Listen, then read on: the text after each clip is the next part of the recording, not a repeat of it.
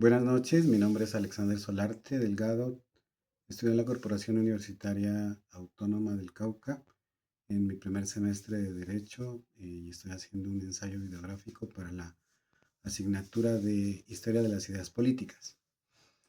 Hoy quiero compartir mi ensayo videográfico eh, haciendo una reflexión sobre una pregunta que, aunque parece sencilla en la práctica, resulta ser bastante compleja, de que si el ser humano es bueno o malo por naturaleza. Este trabajo no parte únicamente de lo que hemos visto en clase, sino que también y sobre todo tiene que ver mucho con mi experiencia personal y mi experiencia laboral. Actualmente hago parte del programa Futuro Colombia, que es un programa de la Fiscalía General de la Nación, donde generamos estrategias en prevención del delito. Hacemos socializaciones en espacios educativos, enfocados siempre hablando con niños, niñas, adolescentes, con mujeres en condiciones de vulnerabilidad, también hablamos con docentes, con padres de familia y comunidades en general. Y aquí hay algo que me ha pasado constantemente y es esto: uno escucha historias muy duras, situaciones de violencia, de abuso, de conflicto, y es inevitable preguntarse si el ser humano en el fondo tiende más hacia lo bueno o hacia lo malo. Esa pregunta me la hago todos los días. Y al mismo tiempo en esos espacios también uno mira cosas diferentes, ¿no? Mira personas que sí quieren cambiar, mira jóvenes que reflexionan, familias que intentan construir, volver a salir adelante, gente que a pesar de todo decide no repetir lo que está viviendo, lo que ha vivido. Entonces ahí es donde la pregunta deja de ser teórica y se vuelve real, porque ya no se trata de algo que dijo un autor en sí, sino de lo que se ve y de a lo que yo me enfrento todos los días. Si lo conecto con lo que hemos visto en clase, por ejemplo, piensa uno en Hobbes. Él decía que cuando no hay normas ni una autoridad que regule a los seres humanos, entran en conflicto en una especie de guerra constante donde cada uno busca sobrevivir. Y siendo honesto, en algunos contextos que yo he visto eso no suena tan lejano.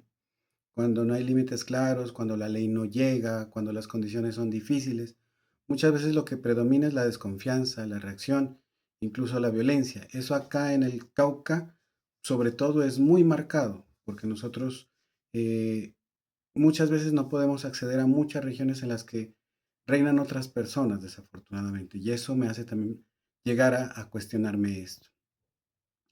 Pero tampoco puedo quedarme yo con esa sola convicción o con esa visión, porque también he visto lo que plantea Luke. Dice que el ser humano no es simplemente conflictivo, sino que tiene una capacidad racional, una especie de conciencia que le dice que no debe dañar a otros. Y eso también es muy real. En muchos espacios de prevención, cuando uno habla con los jóvenes, ellos entienden, reflexionan, se cuestionan, no son indiferentes. Eso demuestra que no todo está determinado y que hay una posibilidad de actuar diferente. Casos de estos que acabo de mencionar me han tocado muchísimos, donde he llegado a comunidades donde los niños, a pesar de que niños, niñas, jóvenes, adultos, que a pesar de estar en una constante relación con las personas que de alguna manera siembran el terror, ellos no quieren ser partícipes de esa situación. Entonces ahí es donde uno también se permite nuevamente hacerse esa pregunta.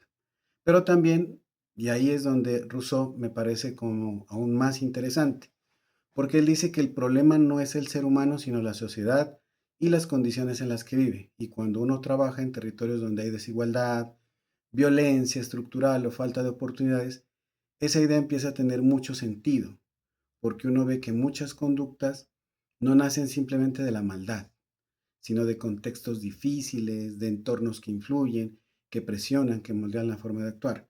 Por ejemplo, un niño que nunca ha visto en su vida a un policía o a un miembro del ejército y que toda su vida ha visto grupos por su casa, grupos al margen de la ley pasar por su casa, él solo ha convivido con ellos, no ha convivido con otras personas. Entonces la idea que él tiene de justicia va a ser muy diferente a la idea que tienen otras personas.